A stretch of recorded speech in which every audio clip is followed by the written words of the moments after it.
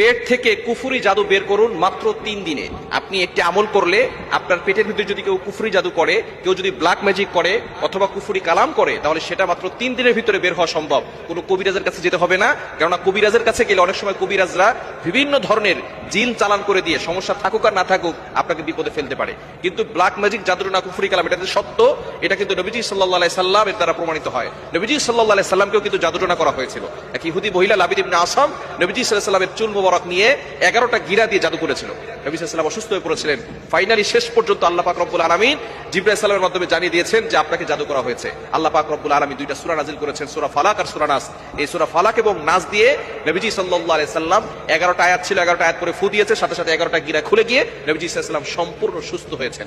এজন্য শুধু সূরা ফালাক এবং নাস দিয়েই একজন মানুষ কুফরি কালাম আর জাদুটোনা থেকে বেঁচে যাওয়া সম্ভব। কিন্তু অনেক সময় কবিরাজরা কুফরি কালাম করে আপনাকে বলে যে কুফরি কালাম ছাড়া এই জাদু সরবে না। মনে রাখবেন, কোরআনের থেকে বড় কোনো শক্তি আর পৃথিবীতে হতে পারে না। শুধু সূরা ফালাক এবং সূরা নাস দিয়ে যদি নবীজি সাল্লাল্লাহু আলাইহি সাল্লামের জাদু কেটে দেওয়া সম্ভব হয়, তাহলে আপনার জাদু কাটার জন্য কেন কুফরি কালাম লাগবে? এজন্য ইয়াকিন থাকতে হবে, বিশ্বাস থাকতে হবে। আপনার পেটের ভিতরে অনেক সময় জাদু করে, কেউ শিকড় খাওয়ায়, গাছের শিকড় খাওয়ায়, কিছু খাওয়ানোর মাধ্যমে পেটের ভিতরে জাদু করে। আর পেট যদি ঠিক না থাকে তাহলে কিন্তু আপনার কেমন যেন দুনিয়াটাই অস্থির হয়ে যায়। আমাদের পেট ঠিক থাকলে সব ঠিক থাকে। আমাদের আমদানি আর রপ্তানি যদি ঠিক থাকে তাহলে সব ঠিক থাকবে, ঠিক কিনা? খাবার যখন পেটে যাবে তখন আমরা ভালো থাকবো, এবং খাবারটা যখন বের হয়ে যাবে তখনই ভালো থাকবো। এখন খাবার যদি পেটে না যায়, আবার সেই পেট থেকে যদি খাবার বের না হয়, তাহলে কিন্তু মানুষ অসুস্থ। এই জন্য এই পেটে অনেক সময় অনেক মানুষ ব্ল্যাক ম্যাজিক করে, জাদুটোনা করে। এই পেটের জাদু কাটার জন্য আপনি কি করবেন? প্রথমে অজু করবেন এবং শুদ্ধ করে কোরআন পড়তে হবে। কোরআন পড়া আপনাকে জানতে হবে। দিনে 3 বার আমলটি করতে হবে। আপনি খাবারের আগে 3 বেলা খাবারের আগে 3 বার আপনি আমলটি করবেন। কিভাবে করবেন? আপনি 1 গ্লাস পানি নেবেন, পানি নিয়ে অজু অবস্থা আমলটি করতে হবে। অজু করে আপনি 1 গ্লাস পানি নেবেন, পানি নিয়ে এরপরে আপনি সূরা ফাতিহা আউযুবিল্লাহ বিসমিল্লাহ সহকারে সূরা ফাতিহা 7 বার পড়বেন। সূরা ফাতিহা 7 বার পড়বেন। সূরা ফালাক এবং সূরা নাস 7 বার করে পড়বেন বিসমিল্লাহ সহকারে। প্রথমে সূরা ফাতিহা 7 বার, সূরা ফালাক 7 বার, সূরা নাস 7 বার। এরপরে আপনি পবিত্র কোরআনুল কারীমের সূরাতুন নাহলের 69 নম্বর আয়াতের একটি অংশ, 14 নম্বর পারা 13 নম্বর পৃষ্ঠার 7, 8 নম্বর লাইনে রয়েছে সূরাতুন নাহলের 69 নম্বর আয়াতের একটি অংশ, ইয়াখরুজু মিন বুতুনিহা শারাবুম মুখতালিফুন আলওয়ানু ফিহি শিফাউল লিন-নাস।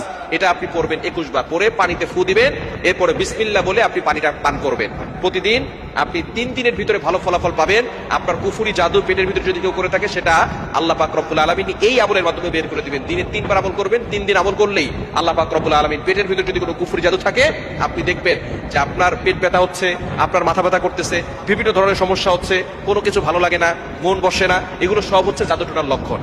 যখন আমলটা করবেন দেখবেন আপনার পেটের ভিতরে একটা শান্তি ফিল করবেন, আপনার শরীরের ভিতরে শান্তি ফিল করবেন। কেননা যখন কেউ জাদু করে অথবা কেউ জিন চালান করে, তখন কিন্তু তার কেমন যেন পেট মাথা সব জায়গায় একটা বোঝা মনে হয়ে থাকে, কোনো কিছু ভালো লাগে না, কেউ যেন চাপ দিয়ে ধরেছে এরকম মনে হয়। কিন্তু যখন আপনি আমলগুলো করবেন দেখবেন আল্লাহ পাক রব্বুল আলামিন আপনাকে এই পেটের জাদু থেকে মুক্তি দিবেন। এবং কেউ যদি অন্য কোনো ভাবে শরীরে কুফরি করে, সেখান থেকে আল্লাহ তাআলা মুক্তি দিবেন। এমনকি জিনের আসর যদি থেকে থাকে, আল্লাহ পাক রব্বুল আলামিন সেখান থেকেও আপনাকে মুক্তির ব্যবস্থা করে দিবেন। এজন্য পেটের জাদু মাত্র 3 দিনে এই আমলটি করলেই আল্লাহ তাআলা পেটের জাদু থেকে আপনাকে মুক্তির ব্যবস্থা করবেন। জাদুটোনা থেকে, কুফরি কালাম থেকে আল্লাহ তাআলা আপনাকে হেফাজত করবেন।